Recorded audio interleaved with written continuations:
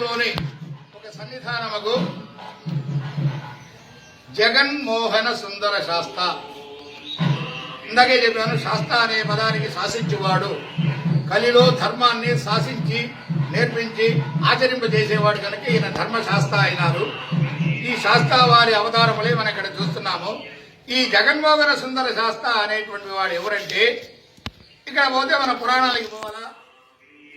భస్మాసురుడు అనే రాక్షసుడికి వరం ఇచ్చినటువంటి పరమేశ్వరుడు తానిచ్చిన వరాన్ని తన మీదకే తీసుకువచ్చి ఎవరు అరిచేతులు ఎవరి శిరస్సు మీద పెట్టాను భస్మం కావాలని భస్మాసురుడు కోరగానే తదాస్తు అని పరమేశ్వరుడు చెప్పగానే ఈ వరం వాస్తవానికి ఇచ్చాడా లేదు డూపోరం ఇచ్చేశాడా అని పరీక్షించడానికి తలకాయ ఎక్కడ లేదు కాబట్టి శివుడి తలపైనే చేపెట్టడానికి భస్మాసురుడు పూనుకోగానే తానిచ్చిన వరం తనమే అబద్ధం కాకూడదు అంటూ పరమేశ్వరుడు తప్పించుకునేదానికి వేషం వేసినట్టుగా పరుగులు తీశాడు.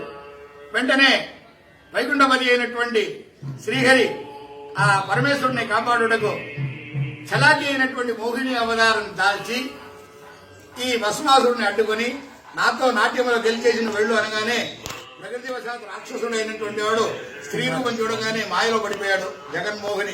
జగన్మాయ కదా మోహిని అవతారం.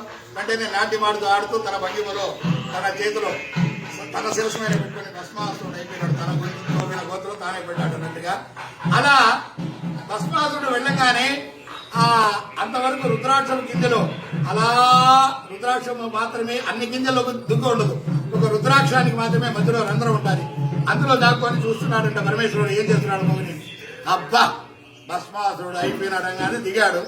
ఆ దిగిన వెంటనే ఆ మోహిని యొక్క అప్సరస్ అయినటువంటి రూపాన్ని చూసి నువ్వు నాకు కావాలన్నాడు.